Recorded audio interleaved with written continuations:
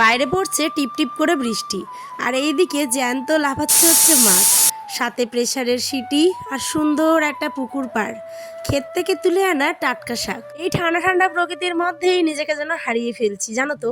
সত্যি কথা বলতে দেখেই এতটা ভালো লাগছে, খেতে জানি না আর কতটা ভালো লাগবে। চলো তোমাদেরকে আজ এই বৃষ্টি ভেজা উঠোনটা দিয়েই শুরু করি আজকের সুন্দর ব্লগ। সাথে এই যে জ্যান্ত মাছ এইভাবে করে মেরে মেরেই কিন্তু বাঁচতে ধুতে গিয়েই হয়ে গেল সন্ধে। আর এদিকে কিন্তু বৃষ্টিটাও একটুখানি থেমেছে। শুভ সকাল, কেমন আছো সবাই? উত্তর দিনাজপুর জেলা থেকে আমি পাইল, আমার ছোট্ট পরিবারে সবাইকে স্বাগত। সকাল হতে না হতেই দেখি টিপ টিপ করে পড়ছে বৃষ্টি।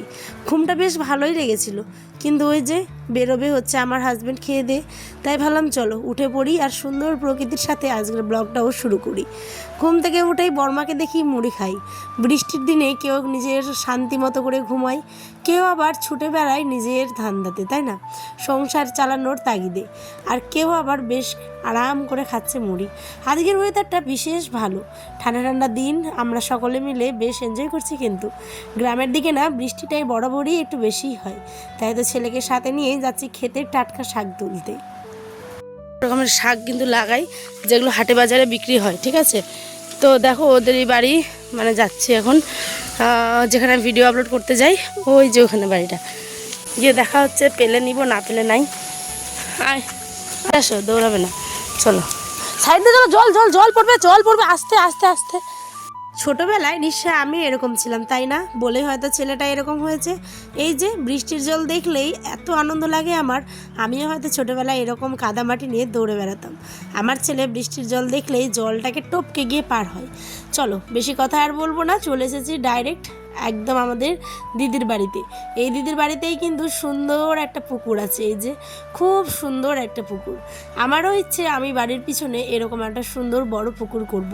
জানি না কতদিনের ইচ্ছে পূরণ হবে, কিন্তু এদের বাড়ি দেখেই আমার মনটা এত খুশি হয়ে গেল যে আমি মানে মুগ্ধ হয়ে গেলাম। যখন আমি ভিডিও আপলোড করতে আসি দিদিভাইয়ের সাথে কিন্তু দেখা হয়, গল্প করি, কিন্তু কি জানো কোনোদিনও বাড়িতে আসাই হয় না। আজ দেখে সকালবেলা আমাদেরকে অবাক হয়ে গেছে, বলছে মা ছেলেতে কী দরকারে আজ আমাদের বাড়িতে? আমি বললাম এই তো তোমার ক্ষেতের টাটকা শাক আজ তুলে নিয়ে যাব। তো বলছে ঠিক আছে চলো চলো। দেখো রাস্তাটা কত সরু আর দুদিকেই কত জঙ্গল, সবুজে ঘেরা এই মাঠ দেখেই না মুগ্ধ লাগে নিজেকে, জানো। সত্যি কথা বলতে খাবো যে এই খাওয়ারটার এত স্বাদ, এ স্বাদের আর ভাগ হবে না।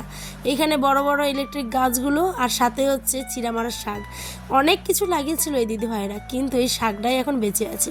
সমস্ত কিছু কিন্তু হাটে টাটকা বাজারে সমস্ত কিছু কিন্তু বেচে দেওয়া হয়, কারণ এই দিয়েই গ্রামের মানুষেরা কিন্তু জীবিকা নির্বাহ করে। আমাদের গ্রামের এই টাটকা শাক সবজি আর তোমাদের কেমন লাগছে অবশ্যই কিন্তু কমেন্টে জানাও। ভালো লাগলে চ্যানেলটা অবশ্যই সাবস্ক্রাইব করে রেখো। এরকম সুন্দর সুন্দর গ্রামের কাজ বাজ রান্নাবাড়ি সমস্ত কিছু নেই আমার এই চ্যানেল। তো যাই হোক অনেক কথা বললাম, চলো এবার শাকগুলো দিদিভাই তুলে দিক। বেশি নিব না, 10 টাকার এতগুলো শাক পেয়েছি, ভাবো শহরে এর দাম হয়তো অনেক, কিন্তু আমাদের গ্রামে টাটকা শাক সবজি যেমনটা সুবিধা ঠিক তেমনটাই মূল্যও কম। দিদিভাইকে বললাম দিদিভাই চলো আমাদের বাড়িতে একটুখানি ঘুরে আসবে। বলছে না রে এখন আমার কাজ, ওর এখনও ভরা কাজ, এখন যাবে দাদাভাই হাটে নিয়ে সমস্ত শাকগুলোকে তুলে। তো ভাবলাম ঠিক আছে, আর একটু পরে আসলেই হয়তো আমরা পেতাম না। আবারও দেখা হবে আমাদের অন্যদিন গল্পে, নতুন গল্পের সাথে। যাই হোক চলো, শাক নেওয়া কমপ্লিট। পুকুর পাড় থেকে কিন্তু শাকের যে মাটি হয় সেটাকে কিন্তু ধুয়ে দিল। তো চলো আমিও আয়নকে কোলে নিয়ে নিয়েছি, বড্ড ভয় করছিল যেহেতু বৃষ্টি পড়েছে, পিছল রাস্তা, তাই এই পিছলাতে গিয়েই আবার পড়ে না যায় মা ছেলেতে।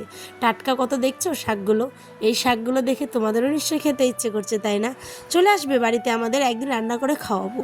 যাই হোক পুকুরের জ্যান্ত মাছ তোমার দাদাভাই রাত্রে নিয়ে আসবে হাট থেকে, দেখতেই পাবে সেটার আরও এক মানে অন্য রকমের অভিজ্ঞতা। এই যে বলতে বলতেই দেখো শাটি মাছ আর সাথে হচ্ছে চ্যাং মাছ, জীবনে কখনো আমি কিন্তু চ্যাং মাছ দেখিনি। আর এইখানে এইটা হচ্ছে চ্যাং, এই চ্যাং না, তো চ্যাং মাছ তো শুনেছি বড় হয় লম্বা, এটা ছোট আছে। এগুলো তোমাকে ভুল বোঝায়, যেটা ষাটি এগুলো বড়াগুলা পাগল আছে, তুমি আমাকে চেনাচ্ছ? চ্যাং মাছ এরকম, চ্যাং তো শুনেছি যে লম্বা। দেখি তো আমি নিলাম। ওয়াও দেখো গাইস চটপট করছে, দেখো কি সুন্দর, ইয়ে দেখো দেখো দেখো দেখো দেখো দেখো, আজকে মাছটা ধরতে পেরেছি, কি সুন্দর আনন্দ হচ্ছে। দেখো একটা সত্যি কথা বলবো তোমাদের, সত্যি কথা বলতে আমি ছোটো থেকে কোনোদিনও এইরকম মানে মাছ, জ্যান্ত মাছ বিশেষ করে আমি না মানে ধরিনি হাতে, ঠিক আছে। আমি এই শ্বশুরবাড়িতে এসে কিন্তু অনেক রকমের জ্যান্ত মাছ আমি ধরেছি। সত্যি কথা বলতে তোমার দাদাভাই একদম পুকুর থেকে টাটকা জ্যান্ত মাছ এগুলো কিন্তু ওখানে বিক্রি করছিল একজন দাদাভাই হাটে, তো সেখান থেকেই নিয়ে এসেছে। আর আমাকে চিনাচ্ছিল যে কোনটা দেখো চ্যাং মাছ আর কোনটা হচ্ছে লোটে মাছ বা টাকি মাছ। যাই হোক, আমরা গ্রামের ভাষায় এটাকে ষাটি মাছও বলে থাকি, ঠিক আছে। তোমাদের এলাকায় কি বলে অবশ্যই কিন্তু জানাতে ভুলো না। চলো, মাছটাকে একটুখানি আছাড় দিতে হয়, মানে এরকম করে মেরে নিতে হবে, তাহলে মাছটা লাফাবে কম আর কাটতেও সুবিধা। এবার আমি চটপট করে এদিকে বেছে ধুয়ে নিব, কারণ রাত্রি হয়ে গেছে, মানে সন্ধ্যাবেলা প্রায় হাট থেকে তোমার দাদাভাই এসেছে, এখন বাজে 7টের মতো। তোমার দাদাভাই বলছে দেখো তো মাছটা কত টাটকা, আর টাটকা মাছটা চিনবে কীভাবে বলো তো? এই যে দেখো ফুলকোগুলো দেখেছো কত লাল টকটকে, পুরো মাছটা কিন্তু ফ্রেশ। মাছের ভিতর থেকে দেখে একটুখানি ডিমও বেরিয়েছে, এই যে দেখো এই ডিমটাকেও রেখে দিব। চলো এবার আমি কিন্তু স্পিডে কাজ করি। তোমার দাদাভাই বলছে ঠিক আছে চলো আমি গেলাম, তুমি এবার কাজ করো। আসলে জ্যান্ত মাছের স্বাদটাই যেন অন্যরকম, রান্নার করার পরে যে টেস্টটা হয় না, সত্যি কথা বলতে এই স্বাদের দ্বিতীয় আর কোনো ভাগ হবে না। তোমার দাদাভাই আবদার করছে একটুখানি পেয়ারা মাখো না গো, তা ভাবলাম চলো আয়নের জন্য এদিকে পরোটা মিষ্টি নিয়ে এসেছিলো, এদিকে নিয়ে এসেছে হচ্ছে কলা বেদানা, আর এখানে তোমার দাদাভাই বলছে একটুখানি পেয়ারাটা লবণ তেল কাঁচা লঙ্কা দিয়ে মাখিয়ে, আমি বলছি না তোমাকে আর খেতে হবে না, আমি খাইয়ে দিই।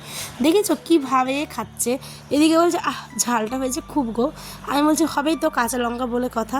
ওকে ওদিকে সমস্ত কিছু গুছিয়ে টাছিয়ে চলে আসলাম এবার রান্নাবাড়ির কাজে। আর এই দিকে দেখো মেন ঝামেলাটা নিয়ে এসেছে আমার বড় শ্বশুর বাবাকে বলেছিলাম যে বড় শ্বশুরকে আর কি, যে আমাকে না খুব চামড়া খেতে ইচ্ছে করেছে, জানো তো আমার এই ছাড় জিনিসগুলো খেতে না ভীষণ ভালোবাসি আমি খেতে, তো আমার খুব ভালো লাগে বলে কিন্তু আমি আমার শ্বশুরকে আনতে বলেছিলাম। তো এখানে 3টে না 4টের মতো চামড়া আর 2টো পা আছে, তো সেইগুলোই রান্না করবো। আর এইদিকে দেখো আমাদের হাটের সমস্ত লেবু শসা, তারপরে বেগুন আলু সমস্ত কিছু, পটল যা যা লাগে সমস্ত কিছু নিয়ে আসা হয়েছে।